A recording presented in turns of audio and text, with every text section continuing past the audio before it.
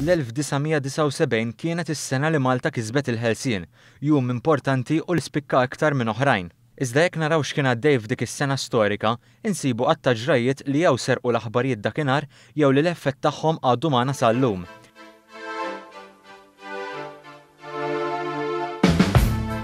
F'Jannar tal-istess sena, ajruplan tal-gwerra mir-Royal Air Force għamel inżul ta' emerġenza b'suċċess ġewwa Ħalluqa.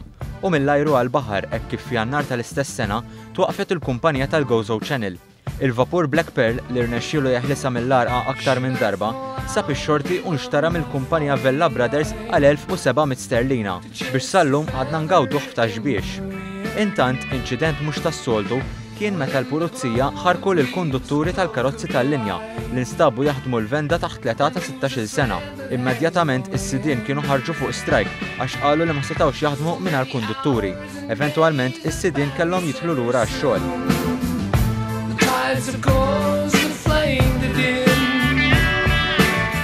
Fl-istess sena tlesta wkoll xogħol estensiv ta' restawr f'dar il-Mediterran.